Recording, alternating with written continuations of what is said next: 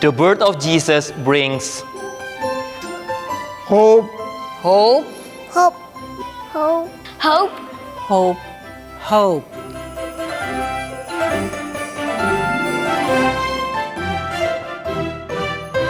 Peace. Peace. peace, Peace.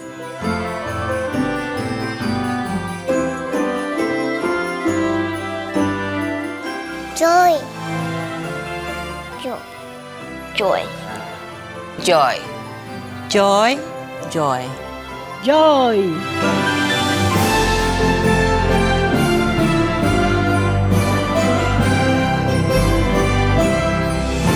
Love.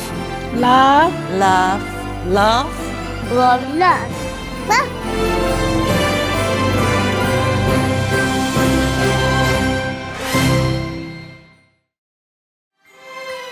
Selamat pagi Bapak Ibu semua, selamat hari Minggu, selamat kita ketemu lagi dalam ibadah online dari NLCC Indonesia hari ini. Hari ini kita hanya ada ibadah secara online, kita tidak ada ibadah in person di chapel, juga English service tidak ada. Semuanya secara online, dan doa saya melalui ibadah secara online hari ini, kita semua diberkati Tuhan lagi. Yang akan berkhotbah menyampaikan firman Tuhan hari ini adalah Pendeta James Baware. Pendeta James Baware adalah teman satu kelas saya dan Ibu Sarah waktu kami kuliah di I3 dulu. Dan sekarang Pendeta James Baware sudah menjadi pendeta atau gembala dari GBI Tiberias di Manado, di Sulawesi Utara. Kita doakan, Bapak Ibu berdoa supaya firman Tuhan di-sharekan, disampaikan oleh Bapak Pendeta James Baware hari ini dari kota Manado bisa menjadi berkat buat kita semua. Mari kita tundukkan kepala, kita berdoa. Tuhan, kami bersyukur, berterima kasih karena hari ini kami ada waktu lagi untuk duduk diam, beribadah bersama, memuji dan menyembah-Mu, mendengarkan kebenaran firman-Mu. Berkati seluruh rangkaian ibadah hari ini, Tuhan berkati semua tim worship yang memimpin pujian dan penyembahan. Tuhan juga berkati urapi hamba-Mu, Bapak Pendeta James Baware yang akan menyampaikan kebenaran firman Tuhan, supaya kami semua tanpa terkecuali kami diberkati lagi oleh Engkau melalui seluruh rangkaian ibadah hari ini. Dalam nama Tuhan Yesus kami berdoa. Amin.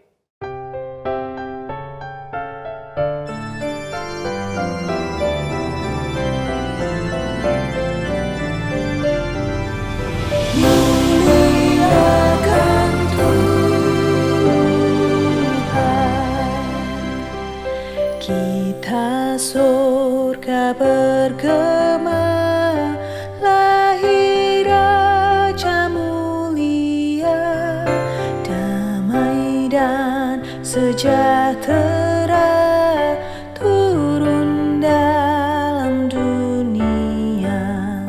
Bangsa-bangsa bangkitlah dan bersoraklah serta bermakumkan kabar baik, lahir Kristus terang ajaib. Kita surga bergema, lahir Raja mulia.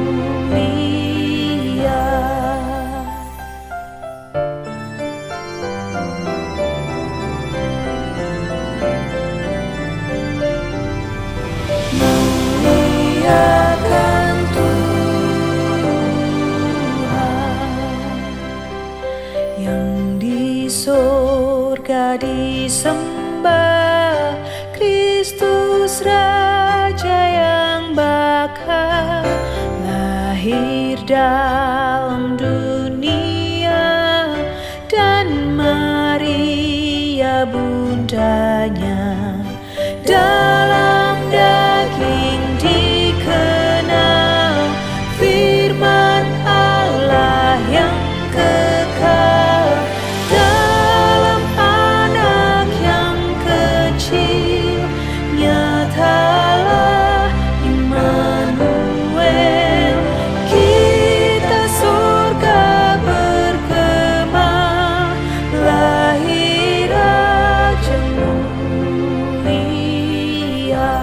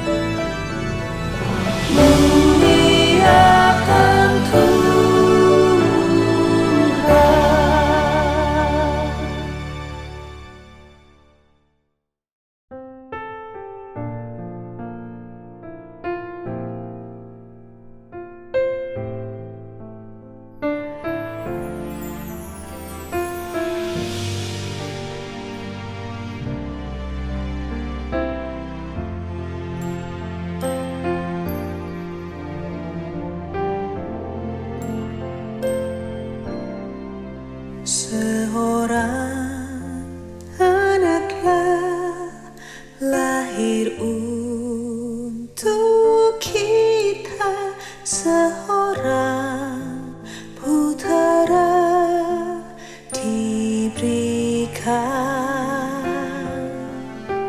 lambang pemerintahan di atas bahunya, dan namanya pun disebut orang penasehat ajaib, Allah yang perkasa, Bapa yang kekal, Raja damai. Sambutlah Dia, Yesus Tuhan, Juru Selamat dunia.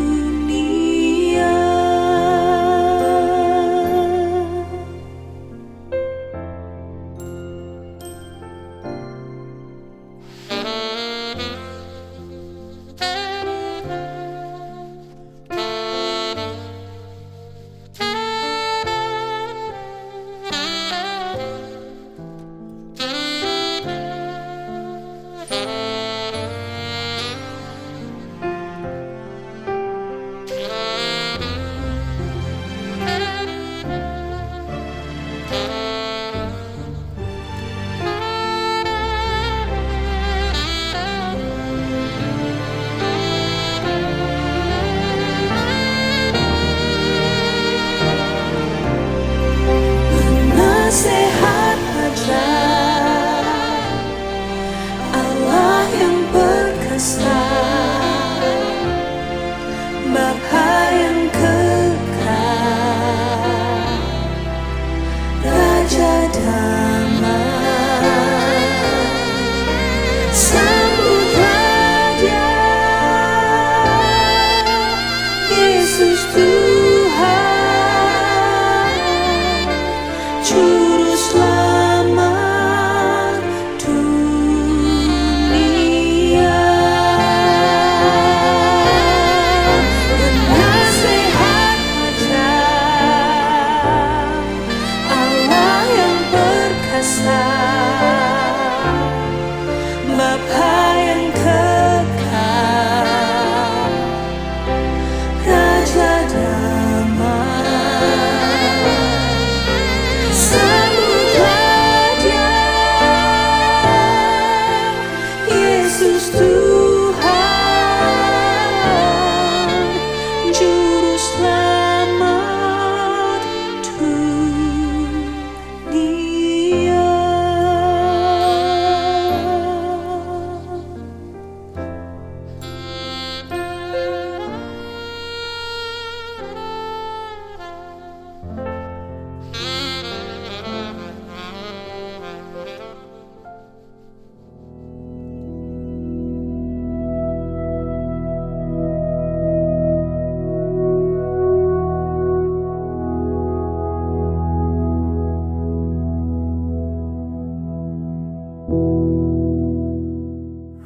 Shalom Bapak Ibu Saudara yang dikasihi Tuhan Yesus Kristus. Puji Tuhan kita boleh berjumpa pada hari ini untuk kita bersama-sama membaca dan merenungkan firman Tuhan. Mari kita berdoa sebelum kita membaca dan merenungkan firman Tuhan. Terima kasih Tuhan untuk kesempatan yang Engkau anugerahkan bagi kami. Kami bersama-sama akan membaca dan merenungkan firman-Mu. Tolong kami ya Roh Kudus untuk dapat memahami, dapat mengerti akan kebenaran firman dan melakukan dalam kehidupan kami. Kemuliaan-Mu dinyatakan atas kami. Terima kasih Tuhan, terpujilah Engkau Bapa. Dalam nama Tuhan Yesus Kristus kami berdoa. Haleluya. Amin. Bapak Ibu Saudara yang dikasihi Tuhan Yesus, pada saat ini kita bersama-sama akan membaca dan merenungkan firman Tuhan dari 1 Yohanes pasal 4. Kita akan baca mulai ayat 7 sampai dengan ayat yang ke-16. 1 Yohanes pasal 4 ayat 7 sampai dengan ayat yang ke-16. Firman Tuhan demikian. Saudara-saudaraku yang kekasih, marilah kita saling mengasihi, sebab kasih itu berasal dari Allah. Dan setiap orang yang mengasihi lahir dari Allah dan mengenal Allah. Barang siapa tidak mengasihi, ia tidak mengenal Allah, sebab Allah adalah kasih. Dalam hal inilah kasih Allah dinyatakan di tengah-tengah kita, yaitu bahwa Allah telah mengutus anaknya yang tunggal ke dalam dunia, supaya kita hidup olehnya. Inilah kasih itu, bukan kita yang telah mengasihi Allah, tetapi Allah yang telah mengasihi kita dan yang telah mengutus anaknya sebagai pendamaian bagi dosa-dosa kita. Saudara-saudaraku yang kekasih, jikalau Allah sedemikian mengasihi kita, maka haruslah kita juga saling mengasihi. Tidak ada seorang pun yang pernah melihat Allah. Jika kita saling mengasihi, Allah tetap di dalam kita dan kasih-Nya sempurna di dalam kita. Demikianlah kita ketahui bahwa kita tetap berada di dalam Allah dan Dia di dalam kita. Ia telah mengaruniakan kita mendapat bagian dalam Roh-Nya, dan kami telah melihat dan bersaksi bahwa Bapa telah mengutus anaknya menjadi juru selamat dunia. Barang siapa mengaku bahwa Yesus adalah anak Allah, Allah tetap berada di dalam Dia dan Dia di dalam Allah. Kita telah mengenal dan telah percaya akan kasih Allah kepada kita. Allah adalah kasih, dan barang siapa tetap berada di dalam kasih, ia tetap berada di dalam Allah dan Allah di dalam Dia. Sampai demikian jauh pembacaan firman Tuhan. Yang berbahagia adalah setiap orang yang membaca, merenungkan firman dan melakukan itu dalam kehidupannya setiap hari. Pada kesempatan ini kita akan bersama-sama merenungkan satu firman Tuhan tentang alasan mengasihi. Mengapa kita harus mengasihi? Terkadang mengasihi itu terbentur dengan beberapa alasan-alasan yang datang dari diri kita sendiri. Alasan yang mungkin karena yang akan kita kasihi orang yang pernah menyakiti kita, sehingga kita sulit mengasihi. Atau kita terbentur untuk tidak mengasihi karena yang kita akan kasihi atau orang yang mau dikasihi tidak seperti kita, berbeda. Mungkin itu suku, mungkin itu cara pandang, mungkin itu latar belakang, sehingga kita merasa asing. Dan dengan orang yang kita rasa asing, kita sulit mengasihi. Atau juga ada prinsip atau alasan-alasan lain yang membuat kita sulit mengasihi. Mengasihi ternyata di dalam Alkitab adalah satu hal yang harus kita kerjakan dan sangat beralasan. Saya menemukan dalam kebenaran firman yang baru saja kita baca tadi, ada paling tidak 3 alasan mendasar mengapa kita harus saling mengasihi. Yang pertama alasannya adalah karena Allah adalah kasih. Allah yang ada dalam kita, Allah yang kita kenal di dalam Tuhan Yesus Kristus adalah Allah yang mengasihi dan adalah kasih itu sendiri. Di dalam Alkitab yang kita baca tadi, dalam 1 Yohanes pasal 4 tadi yang kita baca, itu muncul 2 kali di ayat yang ke-8 dan ayat yang ke-16 berkata bahwa Allah adalah kasih. Yang pertama di ayat yang ke-8, barang siapa tidak mengasihi, ia tidak mengenal Allah, sebab Allah adalah kasih.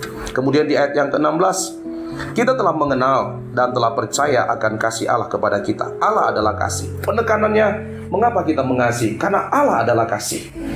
Allah yang ilahi itu mengasihi kita karena Dia adalah pribadi kasih itu sendiri. Kalau Allah yang ada dalam kita, di dalam Yesus Kristus yang kita terima dalam hidup kita ada dalam kita, berarti seharusnya kita pun mampu untuk mengasihi. Karena Allah yang adalah kasih ada dalam kehidupan kita. Kita tahu Allah memiliki kuasa ilahi, sehingga kita percaya kasih yang kita miliki dalam kehidupan kita adalah kasih yang didorong oleh kuasa ilahi. Pada waktu kekuatan Allah yang bekerja dalam kehidupan kita, atau kekuatan Allah yang bekerja dalam pelayanan kita, dalam perjalanan kita, maka kita semua yakin percaya. Bagi kita secara manusia tidak mungkin, tapi bagi Allah tidak ada yang mustahil. Maria pada waktu berkata, bagaimana mungkin hal itu terjadi sementara aku ini masih belum bersuami?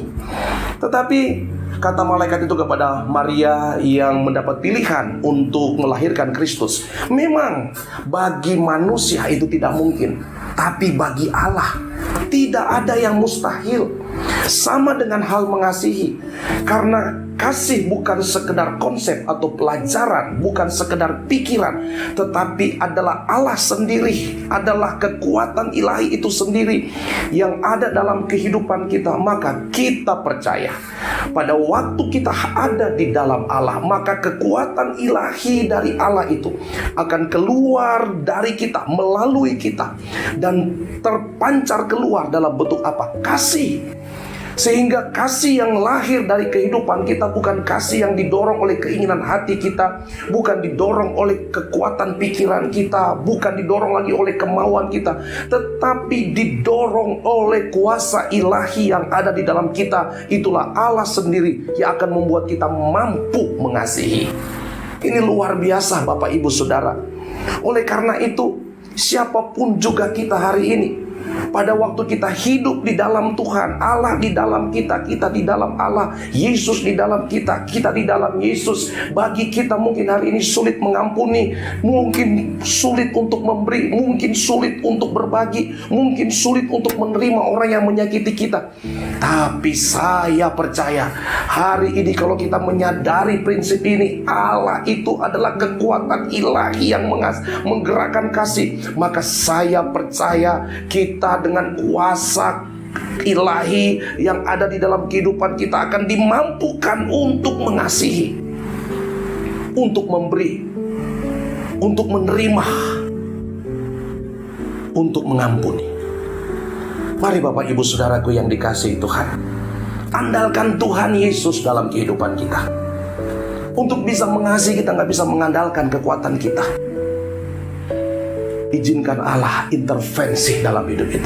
Izinkan Tuhan Yesus turut bekerja dalam kehidupan kita, mengambil alih hidup kita dan membawa kita keluar dari keterbatasan kita, dan kita masuk di dalam terobosan-terobosan baru bersama Tuhan.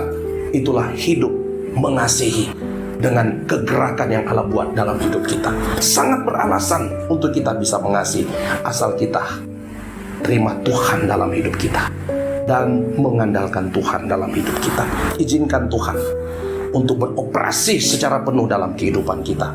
Saya percaya mujizat mengasihi akan terjadi dalam hidup kita. Yang kedua, saudara, mengapa kita mengasihi dan beralasan untuk mengasihi?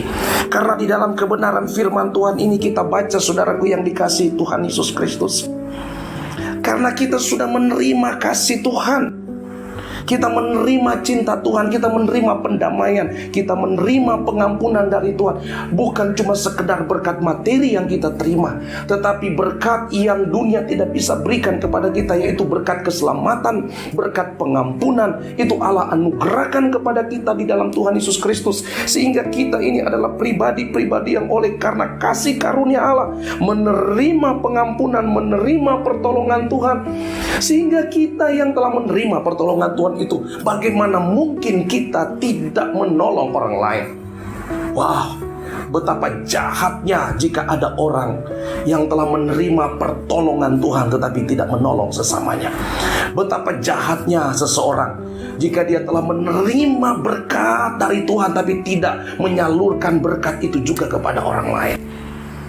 Ingat saudaraku yang dikasihi Tuhan, dalam satu bait doa Bapa kami, Tuhan ajarkan demikian: dan ampunilah kami akan kesalahan kami, seperti kami mau mengampuni orang yang bersalah kepada kami.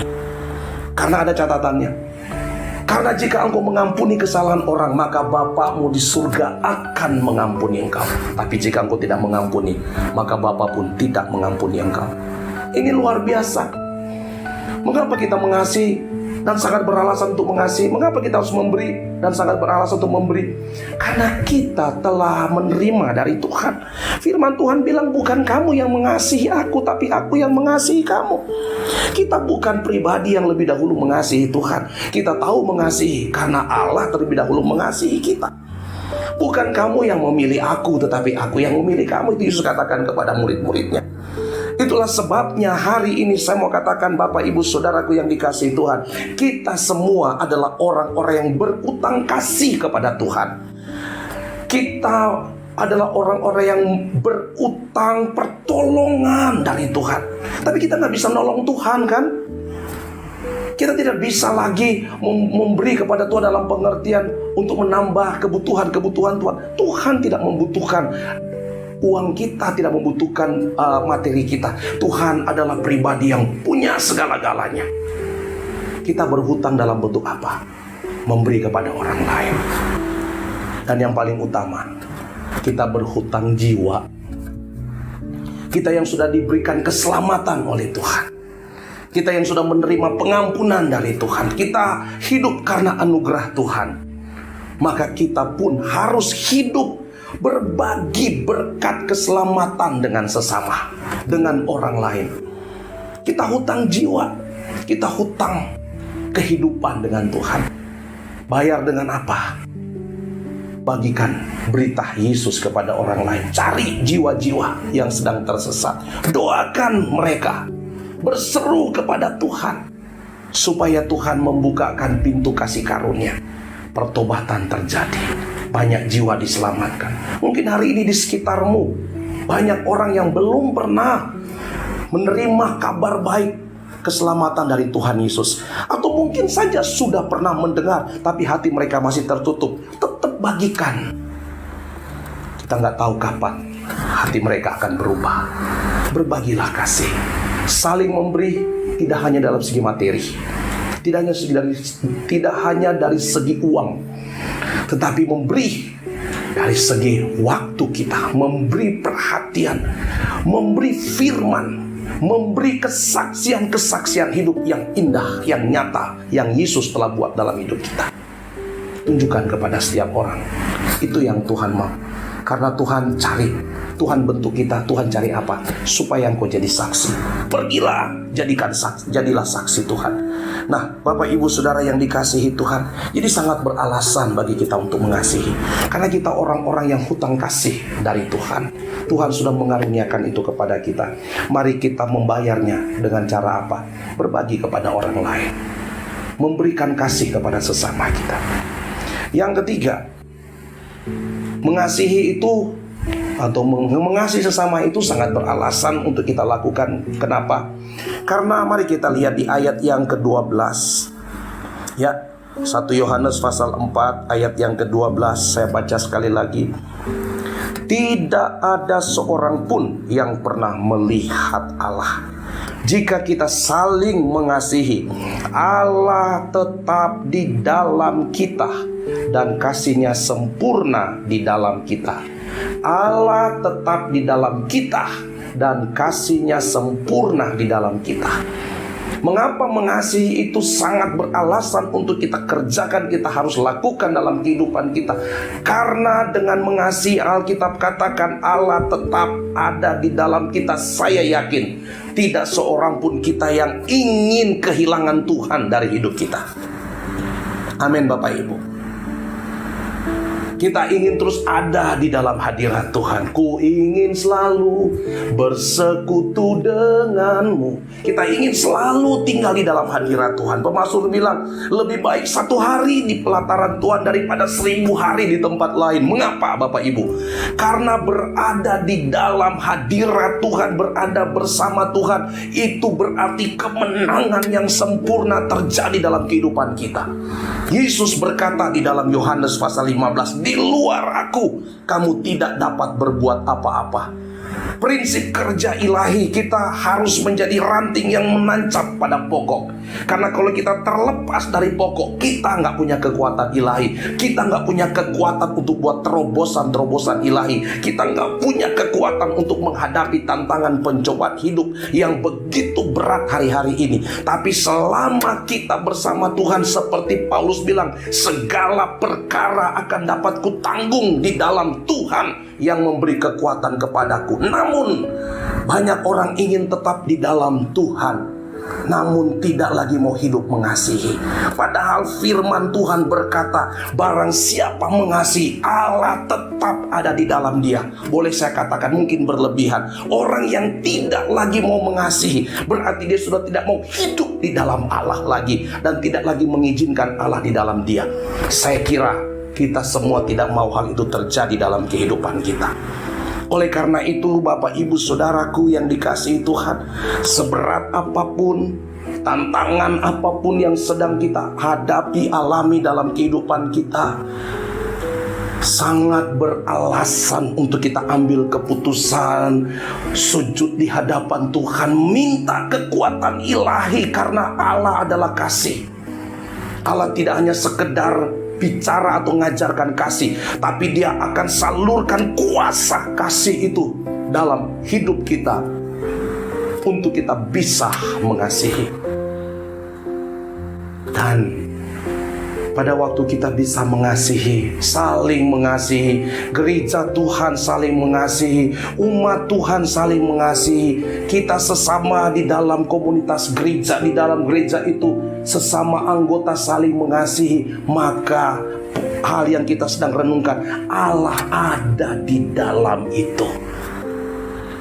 Saudaraku, mari kita harus hidup di dalam kasih. Supaya apa? Dikatakan supaya kasih itu menjadi sempurna di dalam kita. Kalimat ini menarik juga bagi saya. Kasihnya sempurna di dalam kita. Kata sempurna itu bukan berarti kasih Tuhan itu mengalami proses penyempurnaan. Bukan. Kasih Tuhan itu sempurna, tetapi kitanya yang dalam menjalankannya yang tidak sempurna. Kita harus terus membuka keran hubungan dengan Tuhan, saudara, dengan belajar memperbesar kapasitas mengasihi kita, agar supaya Allah bisa seluas-luasnya mendownload kasihnya dalam kehidupan kita, memasukkan power of love dalam hidup kita, kuasa kasih itu, supaya apa? Gigabyte-nya Allah tentang kasih itu sempurna kita serap, sempurna kita alami. Dan pada waktu kita dengan sempurna bisa menyerap kasih Tuhan dan membagikan kasih itu kepada semua orang, saya percaya kasih telah menunjukkan kehebatannya. Kasih telah mengalahkan dosa. Kasih telah mengalahkan kejahatan. Kasih telah menang. Kasih telah menang di atas kayu salib dengan berkata, sudah selesai. Yesus menempuh perjalanan salib, menunjukkan bahwa kasih menang di atas kayu salib. Dan siapa yang ada dalam Kristus, dia mengalami kemenangan yang luar biasa. Karena itu Bapak Ibu Saudara, hari-hari ini kita sedang merayakan Natal. Dan firman Tuhan di sini sudah ditunjukkan, inilah kasih itu. Inilah kasih Allah yang telah dinyatakan di tengah-tengah kita.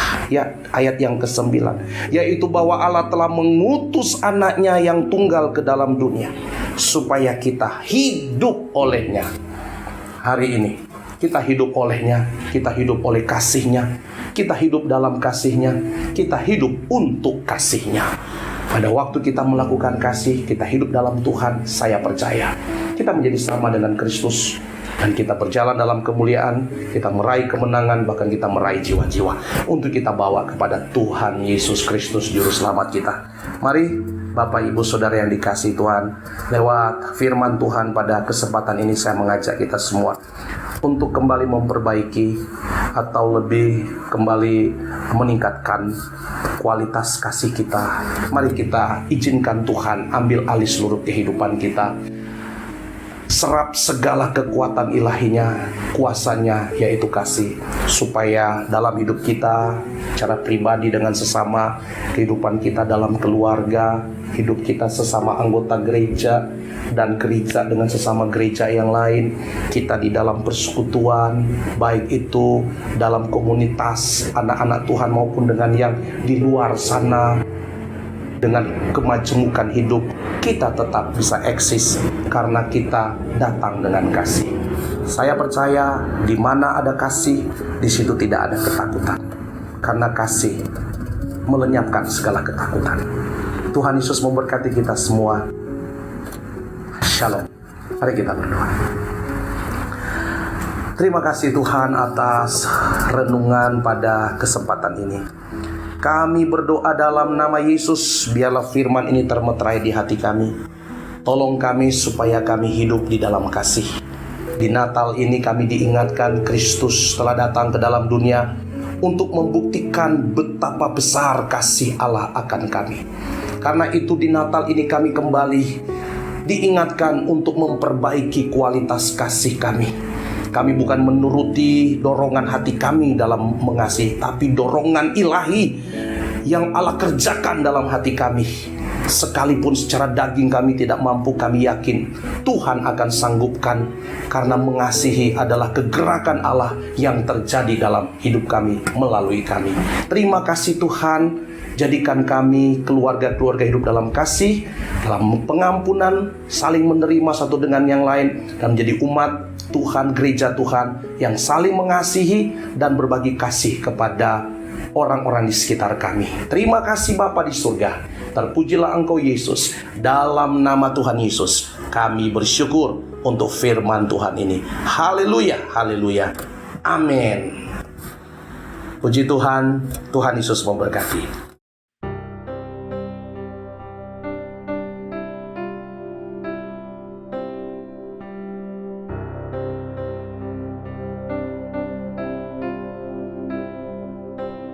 In the darkness we were waiting, without hope, without light, till from heaven you came running. There was mercy in your eyes to fulfill the law and prophets. To a virgin came the word, from a throne of endless glory to a cradle in the dirt.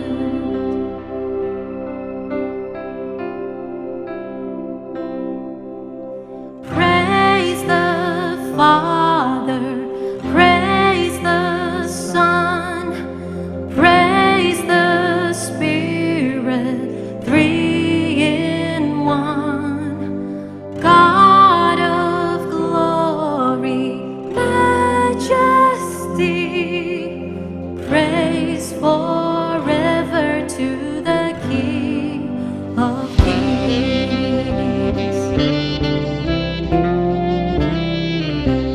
To reveal the kingdom coming and to reconcile the lost, to redeem the whole creation, you did not despise the cross. For even in your suffering, you saw to the other side, knowing this was our salvation, Jesus for our sake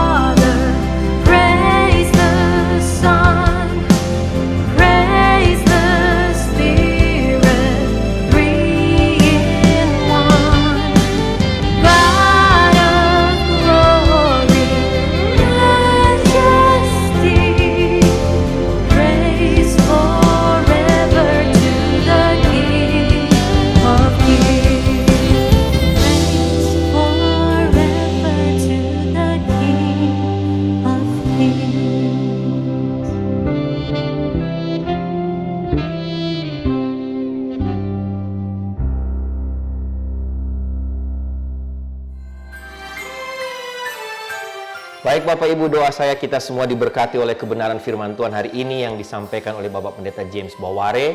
Bahkan kita diberkati Tuhan melalui seluruh rangkaian ibadah pada hari ini tanggal 26 Desember 2021. Baik, sekali lagi Bapak Pendeta James, terima kasih untuk pelayanan Pak Pendeta James hari ini. Kami berdoa dari Jemaat NLCC Indonesia, doakan dan terus berdoa untuk pelayanan Bapak Pendeta James dan keluarga di Manado. Kiranya Tuhan memakai Bapak Pendeta James lebih luas lagi, menjadi berkat bagi banyak orang. Saya atas nama pribadi sebagai gembala, sebagai hamba Tuhan juga mengucapkan terima kasih untuk semua pelayanan Bapak Pendeta James Baware pada hari ini. Baik Bapak Ibu, ada beberapa pengumuman sebelum kita tutup dalam doa berkat. Yang pertama, sekali lagi terima kasih untuk semua doa, support, partisipasi dari semua Bapak Ibu, semua jemaat yang mengikuti ibadah kita pada minggu lalu, ibadah perayaan Natal dari NLCC Indonesia, khususnya dalam mendukung pencarian dana untuk membantu 9 anak di Panti Asuhan Yacan kita di Medan yang membutuhkan kebutuhan bulanan untuk membeli susu buat mereka karena mereka mengalami kropos tulang dan kropos gigi. Ya, terima kasih untuk semua kemurahan hati, kebaikan Bapak Ibu. Saya ingin mengumumkan berapa total yang terkumpul dari acara pencarian dana kemarin dalam perayaan Natal kita bersama. Kita berdoa, kita tidak hanya mau membantu 9 anak di Yacan, tapi kalau Tuhan berkati kita lebih, kita juga akan membantu pembangunan gereja GNI di Ambon di Maluku.